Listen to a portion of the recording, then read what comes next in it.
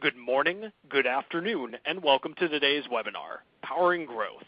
My name is Sam, and I'll be working in the background to help answer any general or technical questions you may have. But before we begin, I'd like to go over a few of the tools you're going to have at your disposal throughout today's session.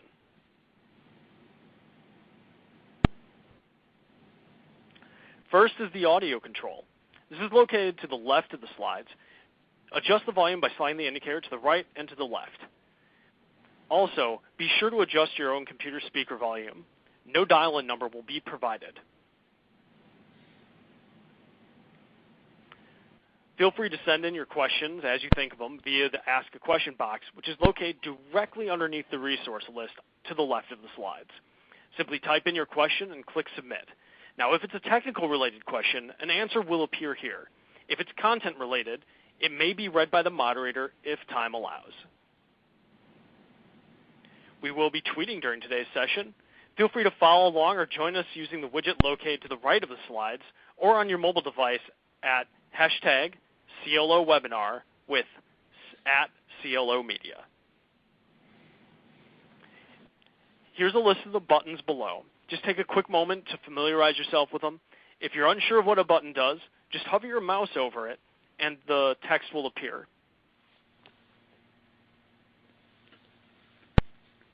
We do have some frequently asked questions. You will receive a recording in a follow-up email. Please allow at least 2 business days for this information to be sent. And the slides can be downloaded through the resource list, which is located directly underneath the audio controls. Click there. It'll take you to a new browser page, and then there will be a save icon in the lower right-hand corner.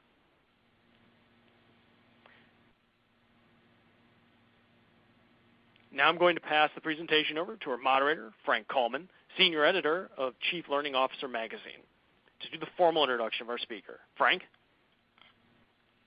Thank you very much for that introduction, Sam. We've got a great program for you today, but before we begin, I'd like to encourage you to visit our website, www.clomedia.com, after this webinar to sign up for a free e-newsletter subscription to Chief Learning Officer Magazine. Can leadership development, and more generally HR, contribute significantly to the recurring and fundamental business challenge of delivering profitable growth? In theory, yes, as people are ultimately the drivers of growth. In practice, however, most firms address the growth challenge purely in a top-down fashion through strategic moves and redeployment of resources. A key contribution of leading and HR development should be to unleash the people-based growth potential, the other avenue towards sustainable growth. This is what Powering Growth is about. But before we begin, I'd like to tell you a little bit more about today's speaker, Jean-Claude Larreche. Professor Jean-Claude Larreche holds the Alfred H. Heineken Chair at INSEAD, the leading global business school in Fontainebleau, France. Larreche has combined his academic career with business activities. He is a renowned consultant with leading global corporations, most of them listed in the Global Fortune 500. Larreche has been a member of several boards, including those of Reckitt Beneschler and INSEAD. He is the founding chairman of StratX, a strategic development consultancy with offices in Paris and Boston. Larreche's latest book, The Momentum Effect, How to Ignite Exceptional Growth, was published in 2008 and translated in several languages. Amazon USA named it the 4th best book of the year in the business and investing category.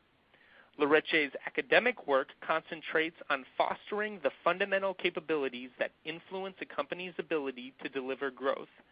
His publications have appeared in numerous international journals, and he is the author or co-author of many books, as well as several simulations, including MarkStrat, the leading strategic marketing simulation used by more than 1 million executives worldwide, DIG, Discovery, Innovation Growth, and Industrat.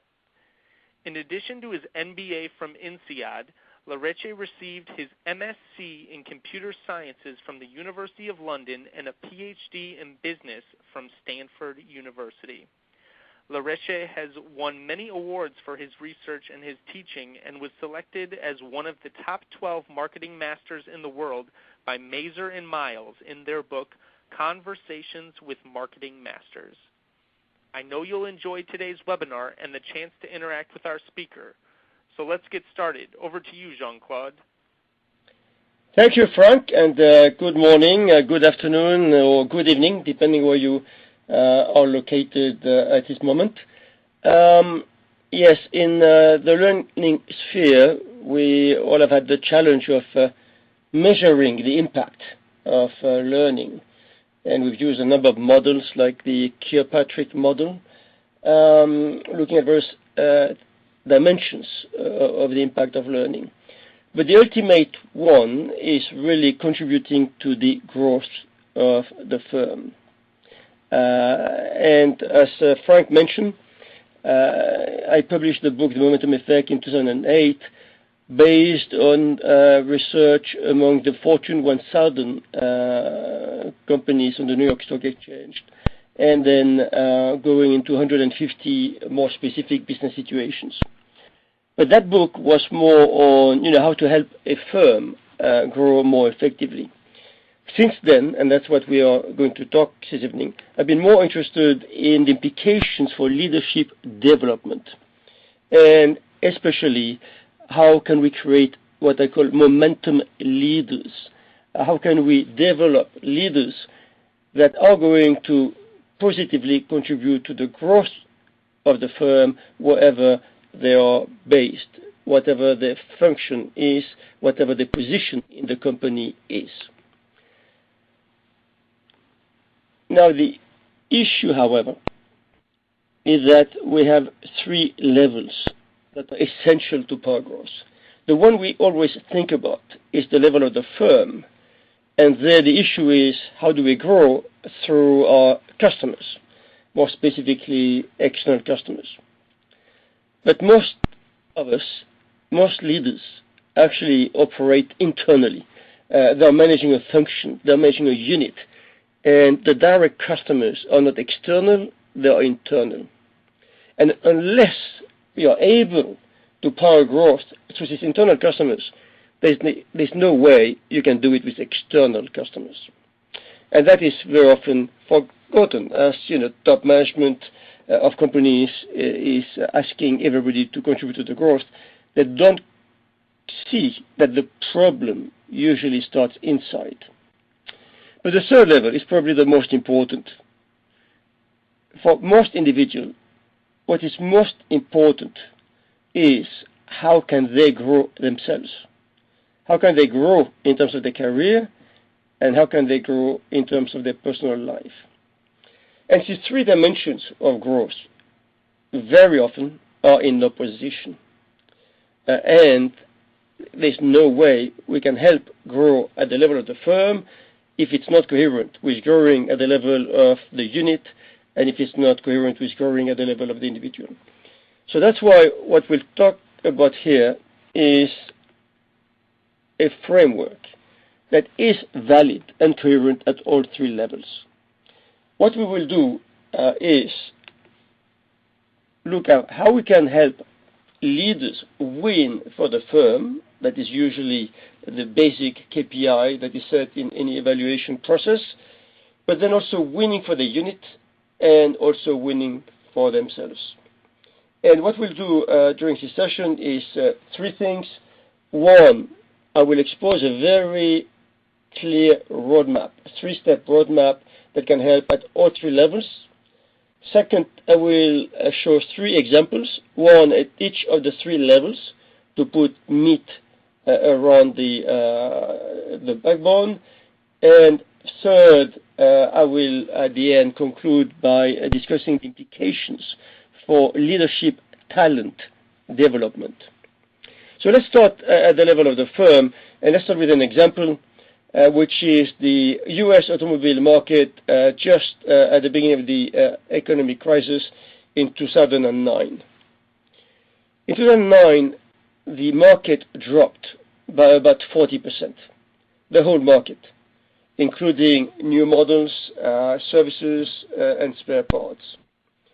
in this quite dramatic context, one brand grew by 4% in the first quarter, while the total market was declining by 36%. That by itself raises the issue of, what does growth mean, right? 4% may not be a lot in some context.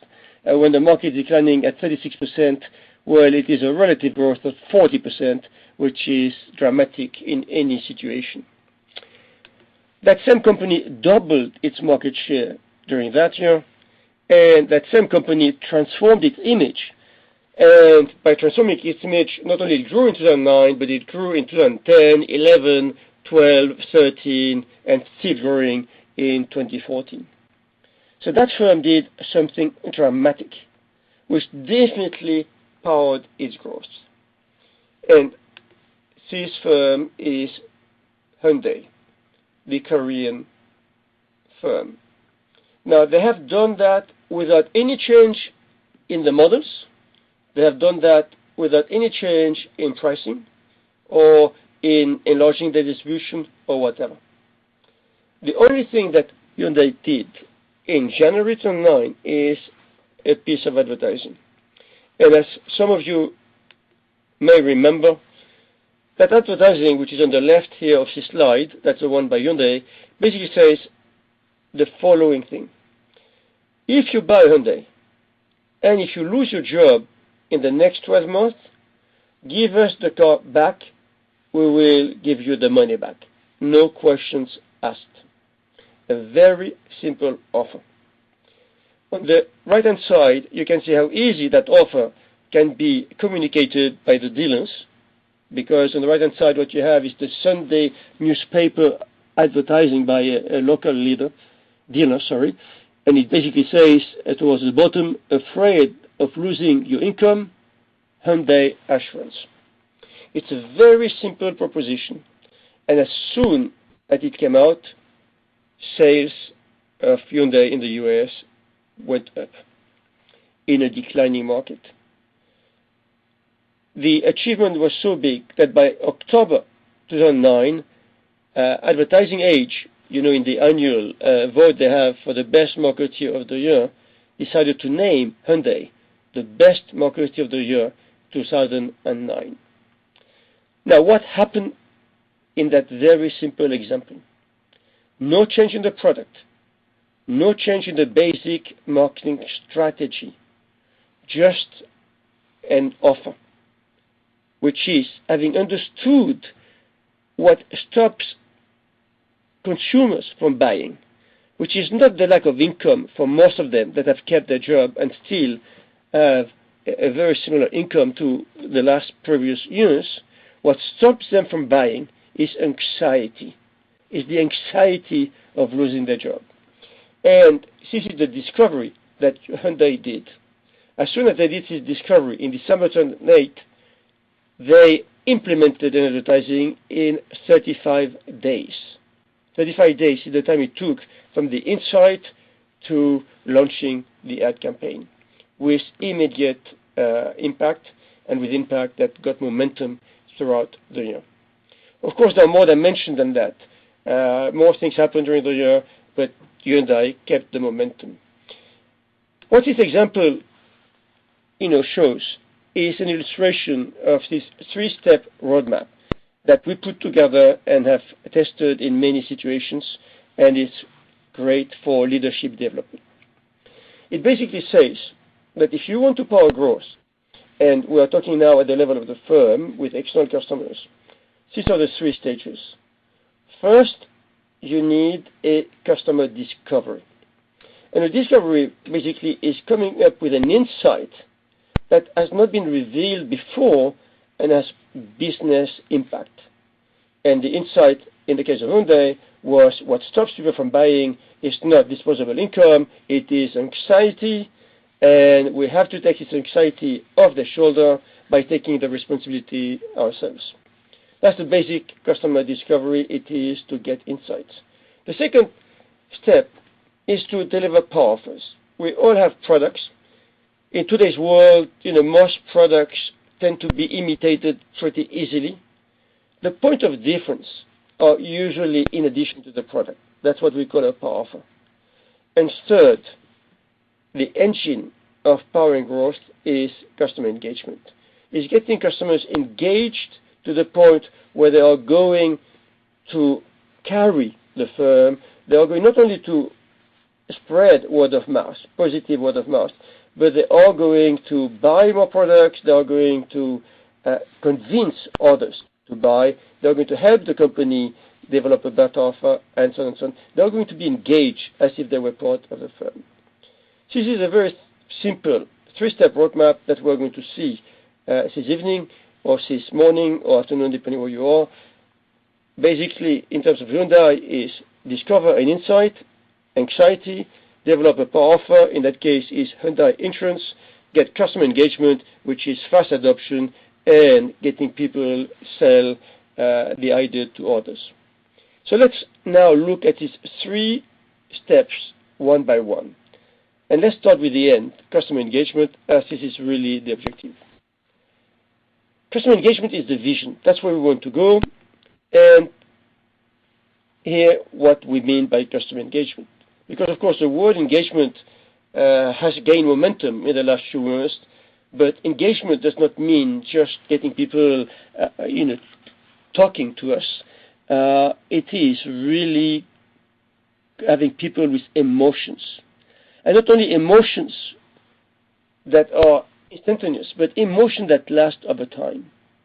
Unfortunately, in advertising, very often when we talk about engagement, is creating some emotions I'm making people laugh or whatever, but very often these emotions are very short-lived. They last a few seconds, and the drama is that 1 week later, people don't even remember the name of the brand that created that emotion in the first place. Real engagement is creating positive emotions that last over time. Obviously, one of the best examples in recent times is Apple and the Apple fans. Obviously, engagement is not for 100% of the customers. But if you have 10, 20% of your customers that are engaged with positive emotions that are sustainable, then you have real customer engagement. And it is that customer engagement that provides loyalty, cross-buying, active selling, co-creation, and that lead to sustainable profits.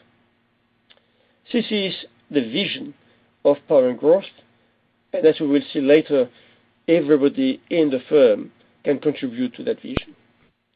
Now, the problem is customer engagement does not come just from normal products. They come from power offers. And you can see here, this young girl, you can see immediately that she's engaged. There's something that she loves. It's not only the learning that's happened in the classroom, it's probably a greater kind of experience. So I do hope that you still feel engaged like this young girl, and that we can proceed to the next level, which is that power offer. Now, the power offer is made of two dimensions, a core product and then what I call the plus, plus, plus. In the case of Hyundai, the core product is, of course, the line of automobiles that Hyundai is offering in the US. And the plus, plus, plus in that particular example is Hyundai Assurance. Now, core products are the base of the business. But what we can see more and more, what differentiates offers and what makes the success of a firm is in the plus, plus, plus. Here what you see is just a very short list of a number of the dimensions in the plus, plus, plus. Trust, of course, is at the basis of business. It's always been there. Prestige, belonging, assurance, confidence, status, connection, happiness. Basically, a lot and a lot of options are there for the plus, plus, plus. So, when we look at what a power offer is, we have two very different situations between the core product and the plus, plus, plus. The core product usually is developed in a centralized way by a function like R&D, innovation, design, whatever. It's the result of investment, it's the result of processes, and it's quite challenging by itself. But what we know is that the trend will always be to commoditization. So the effort to improve and improve and improve the core product can never stop. And it does take resources. But we have to understand it always leads to commoditization. That's a big change in the world of business. 20 years ago, firms that had a great product were successful. Having a great product was a sufficient condition for success. The reason is there were good firms and there were not so good firms. And we all remember of product liability problems and all of that. Today, in 2014, most firms that have survived are pretty good. And they all have great products, whatever practically the industry in which they are. Some industries, of course, move faster than others, but the survivors in most industrial sectors today are pretty good. So the element of differentiation, of sustained differentiation, is this plus, plus, plus, and that we have unlimited potential. We have unlimited potential because everybody can contribute in the plus, plus, plus. When we look at companies like Virgin, Southwest Airlines, and just to look at the airline business, everybody can contribute ideas to improve the offer, because everybody can do their own customer discovery, and out of that customer discovery, then they come with insights, and they can bring these insights to improve the offer for the customers. And as these plus plus plus come from all throughout the corporation, they're much harder to imitate than a core product that is visible to everybody and that can be matched by the centralized resources of an R&D or innovation department. So that's what an offer is. It's a core product, which today is a must, but is not sufficient, and the plus plus plus that bring the element of differentiation and the great engine of growth. Now, an offer that is based on a great core product and plus plus plus then has emotions built in. And this is emotions built in that create engagement. That's what we have very often called the wow effect, except that the wow can be short-lived, while what we need is emotions that are in the offer and have a lasting effect. Very much like the example of Hyundai Insurance, or many of the examples that we've seen in the past, like the series of products coming from Apple ever since the iPod, or Skype, or Google, or many of the examples that have come up in the internet era. But the same applies in very traditional businesses like banking services or luxury items or engineering or whatever. So we've seen customer engagement, which is the vision. Power offer is the engine. And if you're still with me, you can see that engagement is not always shared on that nice picture. But I do hope you are still with me for the third dimension of power and growth, which is customer discovery. Now, of course, here also, we have talked about customer insights a lot in the last decade. And there are a number of companies that have created their own customer insight department and have visited a number regularly all around the world, including in the US. And unfortunately, what we see listed as a customer insight in a brand plan is not a real insight. Most often, it's just an observation. It's just something that came out of market research. It's a new segmentation or whatever, but it does not have the power of an insight like the one that I just mentioned with Hyundai Assurance. Actually, customer discovery is a very strange process. Most of the real insights that we find are the result of what I call accidents. There are people who have put themselves in strange situations. They observe something that they would not have had a chance to observe otherwise. And as a result of that accident, an insight is revealed? Well, of course, we cannot rely on accidents. So what we have to engage ourselves is in true exploration. And exploration is not the same as market research. Exploration is getting into very strange ways. It is not to try to confirm something. It's not to try to stay and improve the existing. It's to explore in ways that we don't go for usually. And what stops exploration very often is the fact that we've got to get out of our routine.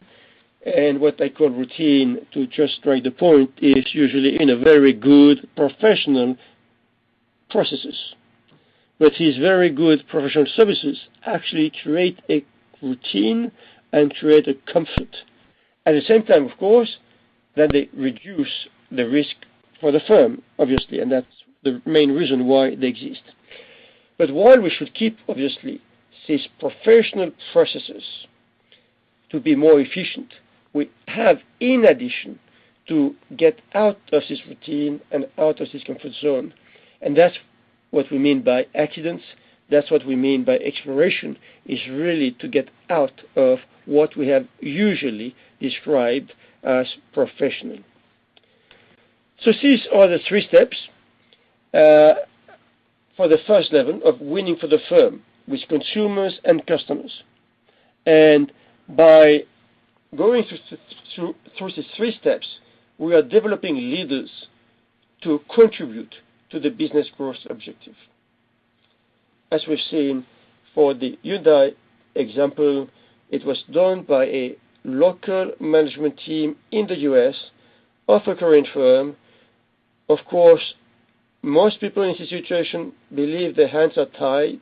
They cannot do much. They can just provide discounts, promotions, and so on. But even in situations like that, leaders can power growth, and power growth in a substantial way. I remind you, Hyundai doubled its market share in 2009 by really looking in depth at what stops growth from happening deep down at the customer level. Now let's then move to the second level, which is winning for the unit. As I said earlier, while any leader in a firm is expected to contribute to the overall growth of the firm, most leaders are in charge of a unit, a function, a department, a service, whatever. And that's what they face every day. And the issue is, can they power growth from the inside out? Well, here it's exactly the same process. Winning for the unit through people involves discovering people, what makes them tick, what stops them from being more energetic, from contributing more to the growth. From these insights about what is important to people, improve the offer that we make to people, develop a offer for people, and get the engagement. So what we have here is exactly the same process for internal customers. That means people, very often referred to as employees, while this word by itself does not have the right connotations and tends to be more and more replaced by the word people. What we have here at the level of people is exactly the same approach as for external customers. Let's see, what kind of functions we have here. I know you come from different directions. If we look at the 6 functions there, general management, human resources, legal, operations, marketing, and R&D. Of course, we will need to refine them more, but let's take them on face value. Which of these functions do you think would have most difficulties in engaging people for quality growth? That means, if you were the leader of that function, you would have a hard time convincing your people that they can contribute to power the growth. So if you could tick just one of the 6 to just, give your feeling, it's just a feeling, of course, there's no right or wrong answer. Give us your feeling, your perception about which of these 6 functions is the one where the leader of the function would have most difficulty in engaging its people to provide quality growth for the firm.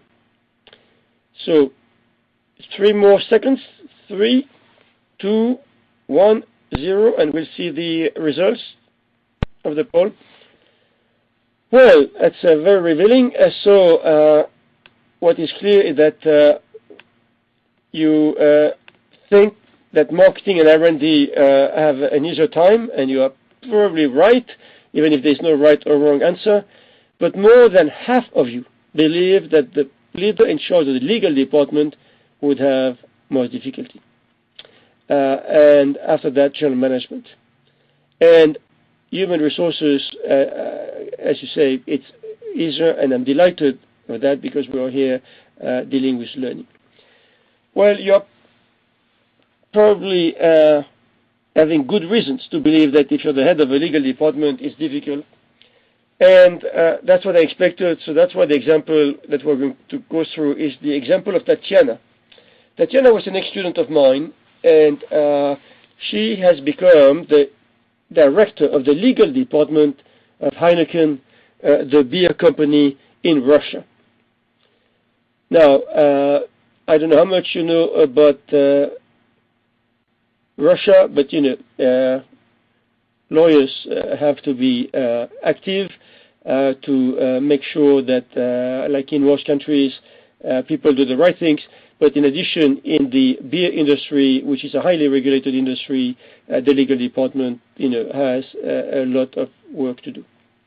Now, Tatiana, followed a seminar on power and growth, and she went back to her department and she said, "Look, we've been doing legal, 5 days a week, helping leaders throughout the company, doing business, either sales, marketing, operations, procurement, helping them understanding the law, helping them designing contracts, and so on.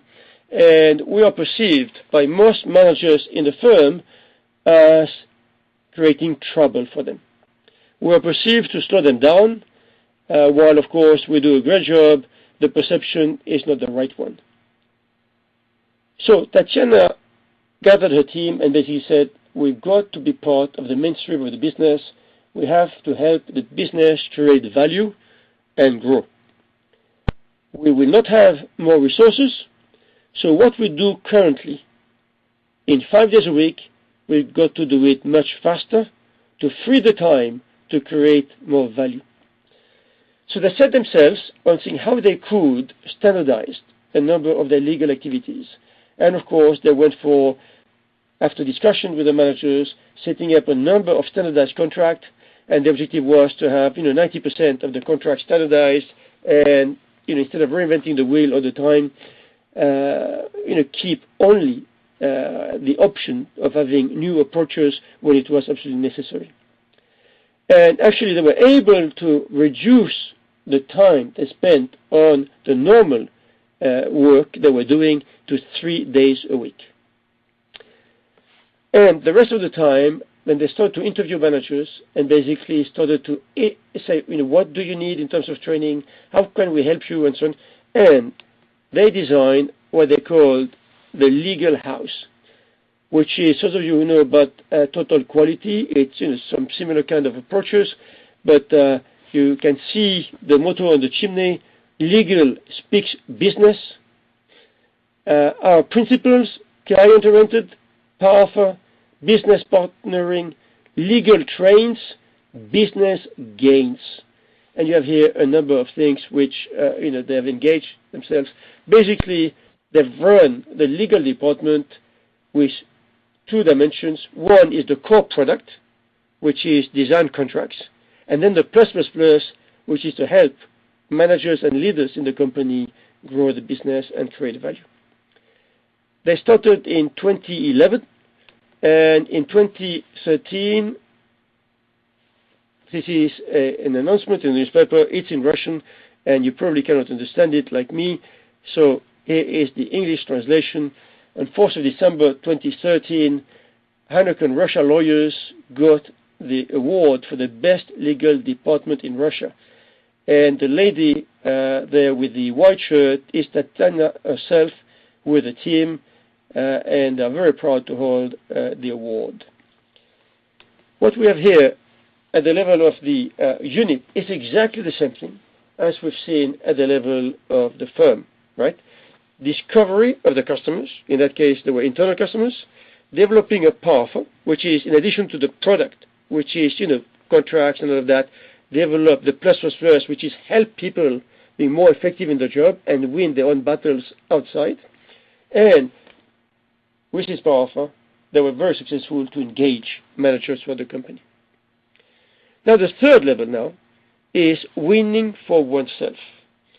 And as you can see how coherent the approach is at the firm level and at the unit level, then the same approach can be used at the level of the self.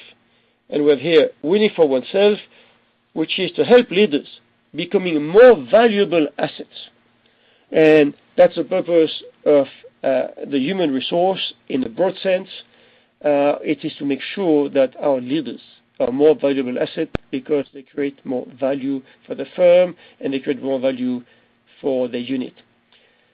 And if we want to help a leader to win for himself or herself, then it starts with own discovery. We've known that for a long time, ever since Socrates' time.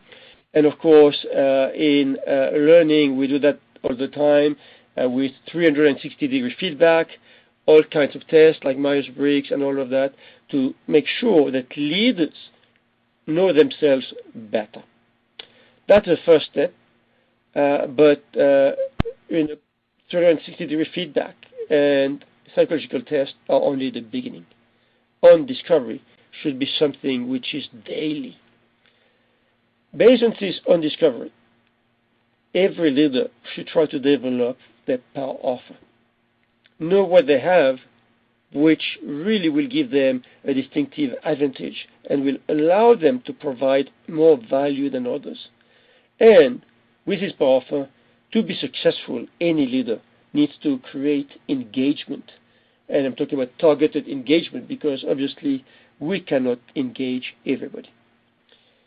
As an illustration of that, let's first ask the following question. In your position, and we all have different positions, we have different ages, different experiences. If you look at your current success, by that I mean your success in the last 3 to 5 years, what things drove your success in business mainly? Is the success driven by the skills that you acquired during your formal education, for instance, accounting, engineering, whatever? Or is it due to other personal competencies that you have beyond your skills? If you want, the skills are the core product that you have as an individual, and the other personal competencies are the plus. And of course, that will depend on the situation and your age, your experience, and so on. But for the audience that we have here, could you just take one of the two to give us your feeling of what you think contributes more to your current success today? Is it your skills or your other personal competencies? So 3, 2, 1. Good. Let's see the results. Well, there's no doubt, 91.7%. It's other personal competencies. As I said, it really depends on your position. It really depends on your age, experience. The more you go in your career, and the more it will be other personal competencies, obviously. If you just start out of school, obviously the skills are more important. And of course, it depends on what job you have. It's obvious that for a lawyer, the skills are crucial. But as you can see with Tatiana, when the lawyer becomes a leader, then it's a matter of other personal competencies. Let's look at an example of somebody who has a lot of personal competencies. Richard Branson, whom you have heard of, who's created the Virgin Group, which includes more than 30 companies.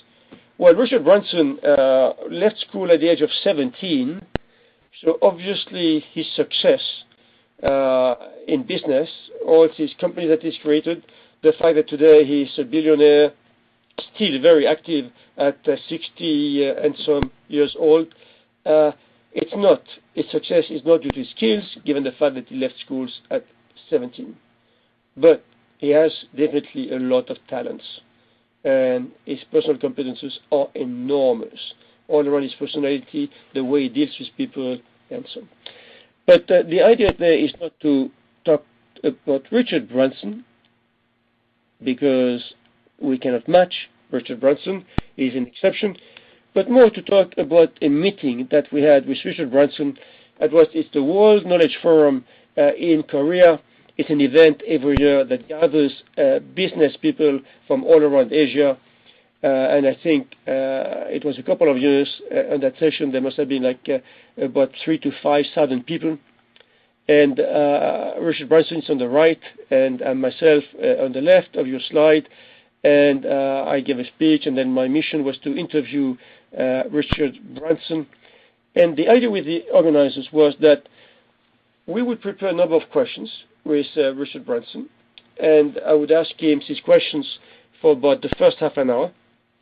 And for the remaining 1 hour, the session being 1.5 hours, then questions will be gathered from the audience, written on a piece of paper, and I would get the pieces of paper, and then I would ask the questions to Richard Branson. And the way this was organized like that is because Korea is a highly hierarchical society, and the organizers didn't want people to ask questions directly on the microphone because they wanted to keep full control of the situation.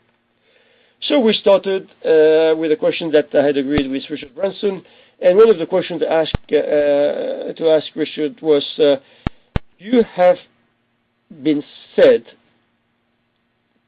to indicate that when you recruit somebody to work directly for you, you judge the person in less than 1 minute. Is this true or not? And if it's true, how you do it? And Richard Branson said, yes, it is true.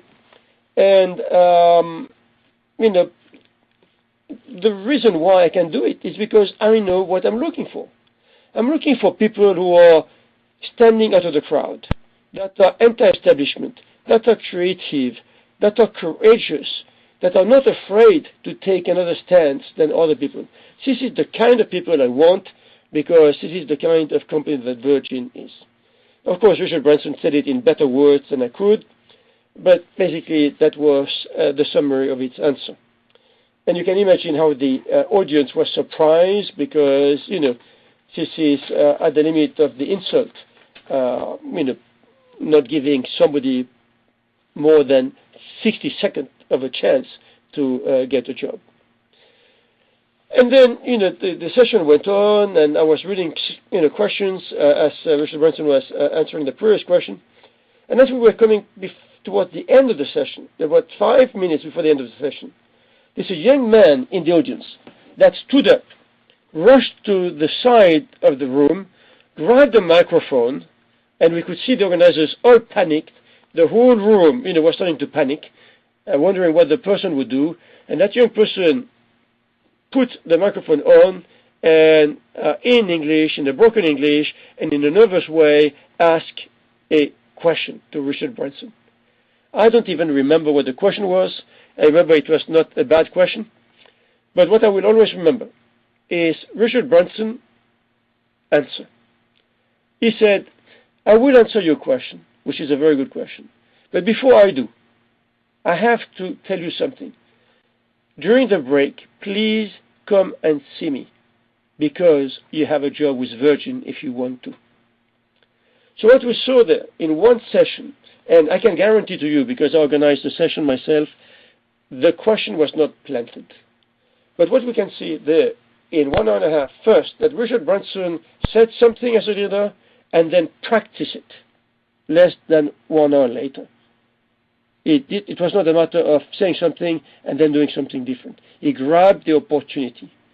But more important to the point that we are making here on winning oneself and having a power offer, that young man in the audience definitely understood clearly what Richard Branson had said and didn't miss the opportunity to express in public against the norms of this society that he had this power offer that Richard Branson was interested in.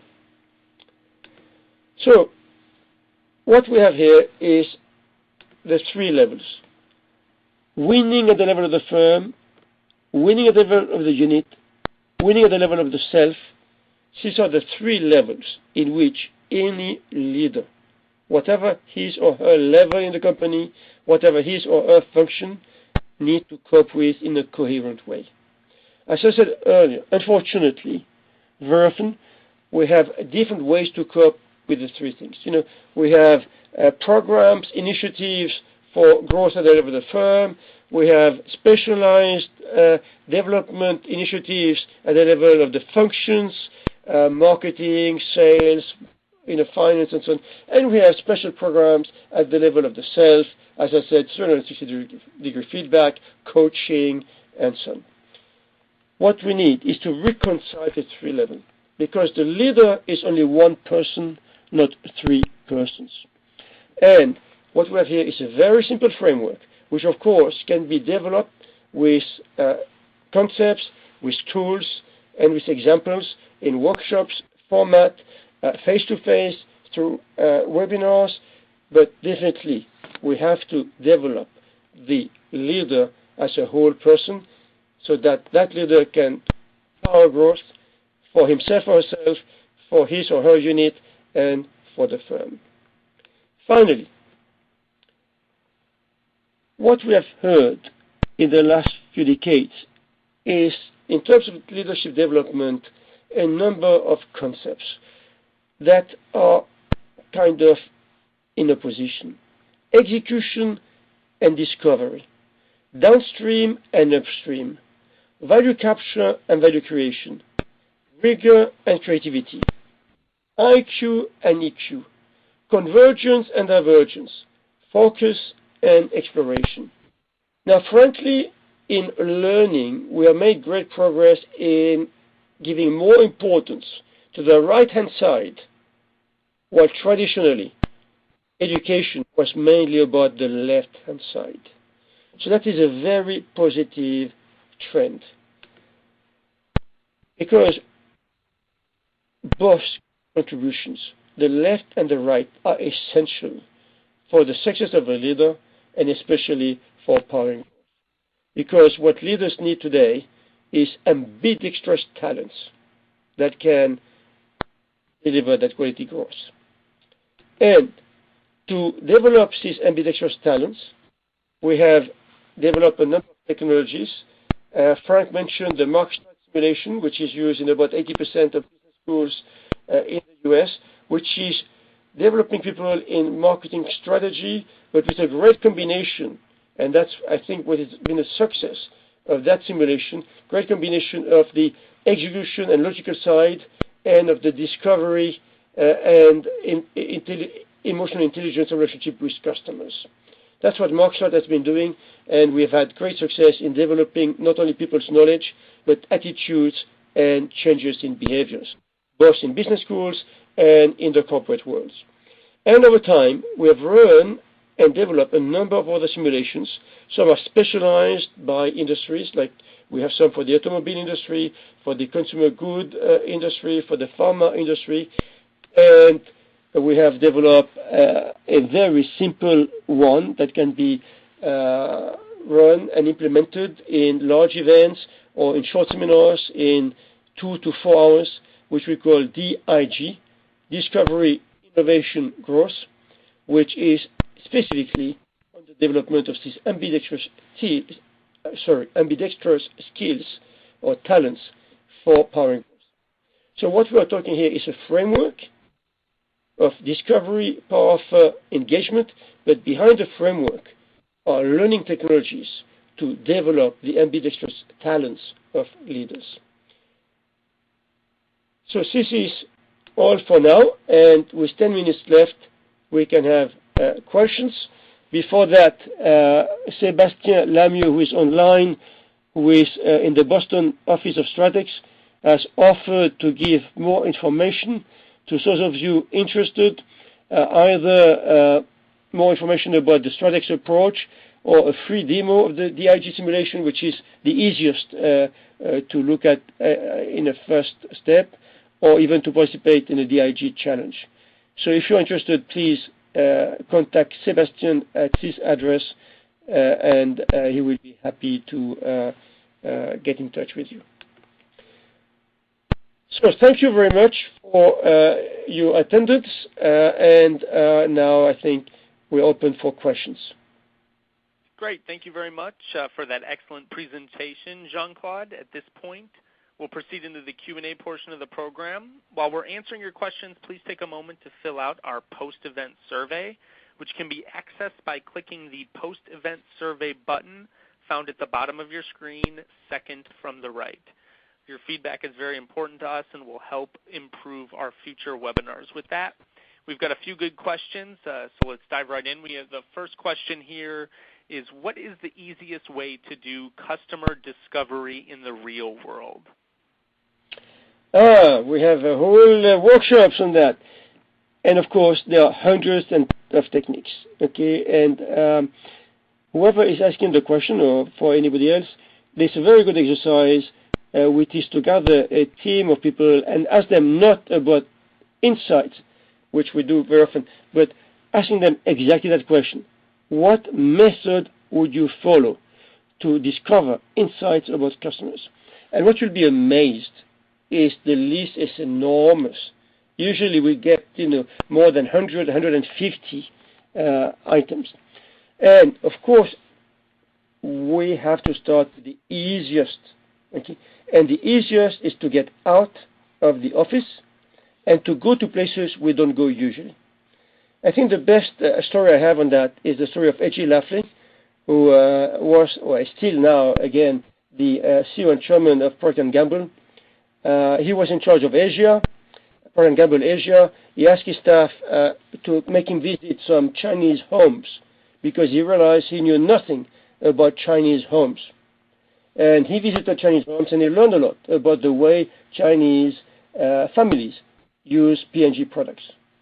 But by discovering Chinese homes, he realized that he had never done that in his home country, the United States of America. Because in his home country, he thought he knew what an American home looked like. And he realized, by going to China, that the American homes he knew were only a very small part of American homes. And when he became CEO of P&G, he put that customer discovery spirit in place. I believe the question is the right question. You should start easy. You should start by discovering. Go there with a team. The advice I would give is take some numeric recording. Don't write notes, because as soon as you start writing or you start talking, you put your own logic on it. So take a video camera, take your iPhone, whatever, your smartphone, and take pictures, take short videos of what you observe. And then you'll have more time to look at them. That's where it starts. Then you can run workshops, and only when you have the law of diminishing returns, when you find nothing, then you can engage yourself into techniques that are best run by specialized agencies. But the big mistake, in my view, is to start with specialized techniques run by outsiders as opposed to start yourself. I think customer discovery should start with the leaders themselves and then bring the technicians when you run out of steam. Great. Next question comes from Leslie, who asks, is there a process to help develop discovery skills? Yes, that's what, Sebastian can tell you more. That's what we do at Stratex. The basic principle of coaching is don't tell, ask, obviously. And it's the same thing with discovery. It's part of that trend, is asking. And not everybody is comfortable about this approach of asking. So what we have is a process which starts with providing some ammunition with people in some sessions, then having some little workshops, and then going with simulations, because in simulations people have to discover, and they've got to discover a new environment, they've got to discover new teams, and the DIG simulation, for instance, has a whole database of insights, so people have to discover them, they develop their skills of discovering, and then after that, then we can organize discovery trips, and we have taken people to San Francisco from Europe, we've taken people from the US to Shanghai, we've taken people from Singapore to Denmark or Costa Rica. It's putting people in very different environments where they are out of their comfort zone. So the process is definitely get out of the comfort zone.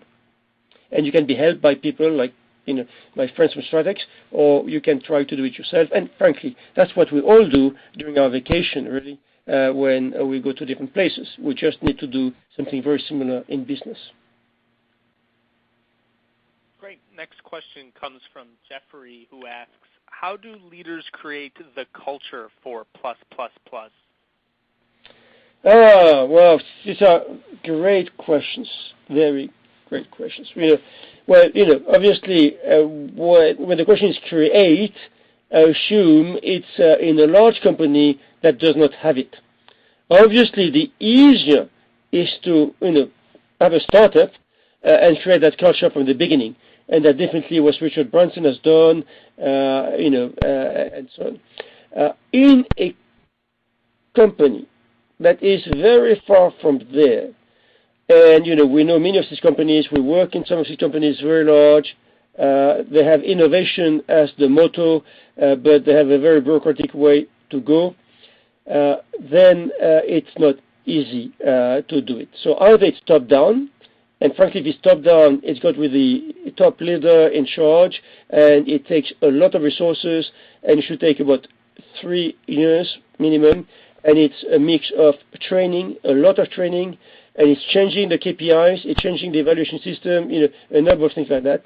That's a top-down approach. What is more affordable is the bottom-up approach, is wherever you are, you can create that culture with your own team. You don't need to wait for the culture of the company to change. You have one person working for you, you have 3 persons, 5, 10 people working for you. You can create that culture. It's a matter of starting the day, questioning, letting people discover, taking them on trips, celebrating the successes of the discoveries, the usual things by which we develop culture, but it's easier in that sense because it's focusing on 2 things. One is the customer, and the other one is discovery. So starting a microculture in a team around that not only can be done, it's easy in my view, and it's a lot of fun. Great. We probably have time for one final question. Last question. How do you develop a power offer in a cost-effective way without having to charge a high price? That's exactly, I'm delighted about the question. That's exactly the thing. The plus, plus, plus is usually the very cost-effective. If we go back to your Hyundai example, right? Hyundai never wanted to tell me how much that Hyundai assurance cost them, right? But they gave me an idea. They told me that they subcontracted that to an insurance company for a premium of less than $100 per car, right? Now, if they told me less than $100 per car, I assume it's even less than $50 per car. Now, this is the cheapest promotion ever made in the automobile industry. The average promotion per car in the U.S. is between $3,000 and $5,000 per car. $50 per car is nothing. That's the idea about the plus, plus, plus. We have hundreds of examples of employees that have contributed the plus, plus, plus of a power offer in the most cost-effective way that could never be matched through a centralized top-down approach, either through R&D, operations, or whatever. So obviously, if I could just share that example with you. We've got hundreds. Sebastian can share more with you, but that's the whole idea. And I'm glad the question came because I insisted on the sustainability of the +++ and its unlimited potential for lack of time. But definitely, one great thing about the +++ is that it's a very, very low cost. It's probably the lowest cost approach to developing a competitive advantage. All right, wonderful. Well, we're about out of time. Thank you again, Jean-Claude. Also, thank you to our sponsors at StratX. But mostly thanks to all of you in the audience for your participation today. Finally, for those of you who have asked, you can find materials from today's event in all Chief Learning Officer webinars archived at www.clomedia.com. Thanks once more to our attendees around the world. We'll see you all here Tuesday, June 3rd at 2 p.m. Eastern, 11 a.m. Pacific for our next Chief Learning Officer webinar, Critical to Achieving Business Results, Effective Negotiation. Have a great day.